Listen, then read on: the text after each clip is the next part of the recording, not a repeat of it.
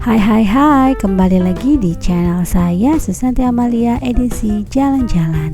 Nah, kali ini kita kemana ya? Nah, gedung ini adalah Lawang Sewu. Kita liburan di Lawang Sewu ya. Di Susanti jalan-jalan, semua bisa liburan.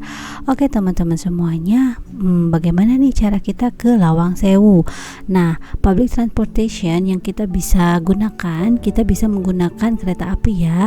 Nah, dari Semarang Tawang Bang Jateng itu jaraknya cukup dekat, sekitar 3,4 km.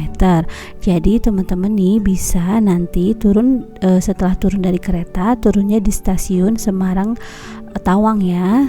Nah, nanti teman-teman gampang nih, tinggal pakai online aja, mau pakai Gojek atau pakai mobil ya. Kalau pakai Gojek itu sekitar 12.000, kalau pakai Grab atau Gokar itu sekitar 20.000 karena jaraknya juga cukup dekat gitu ya teman-teman. Nah, udah sampai nih di Lawang Sewu. Tiket masuknya itu dewasa 20.000, anak 10.000 dan wisman 30.000 per orangnya. Oke teman-teman, kita masuk aja untuk menjelajahi Lawang Sewu ini. Ini kali pertama saya datang ke sini ya teman-teman. Nah, di Lawang Sewu ini terkenal sekali ya. Lawang Sewu ini adalah salah satu historic building. Artinya Lawang Sewu ini adalah bangunan yang sangat bersejarah ya. Nah, Lawang Sewu ini adalah milik PT Kereta Api Indonesia yang awalnya digunakan sebagai kantor pusat perusahaan kereta api swasta. Kalau dalam bahasa Belandanya itu Nederlands Indische Spoorwegmaatschappij atau NISM. Nggak tahu ya saya bacanya gimana.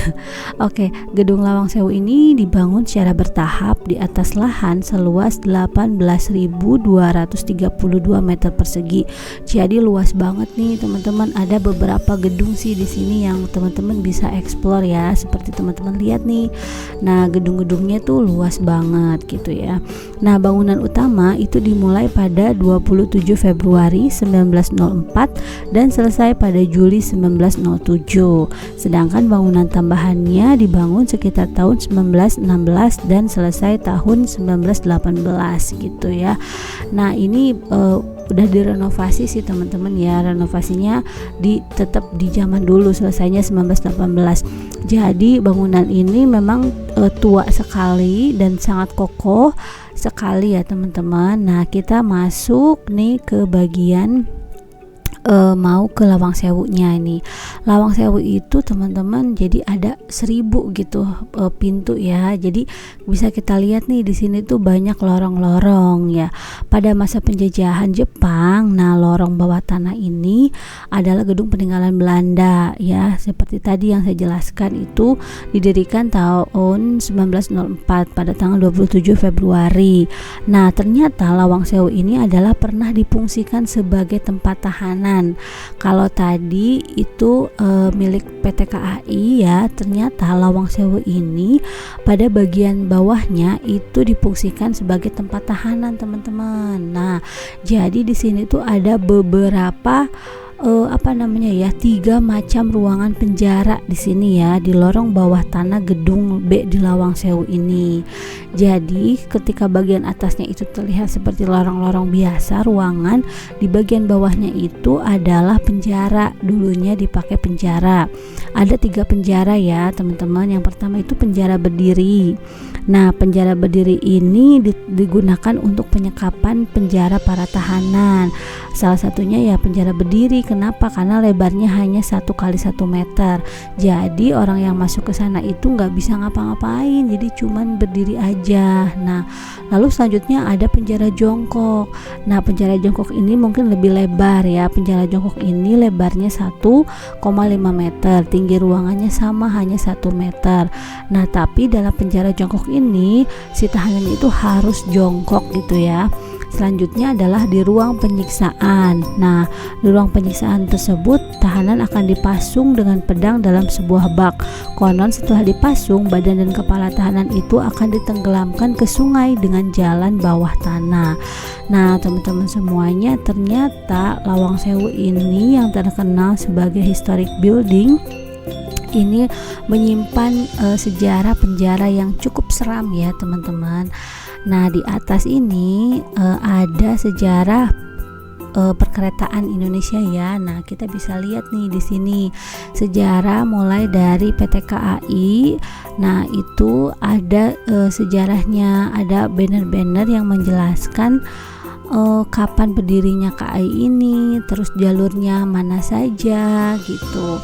Nah, ini sejarah-sejarahnya. Jadi teman-teman kalau misalkan main ke Lawang Sewu itu di lantai atas itu ya, itu bisa melihat museum kereta api ya teman-teman.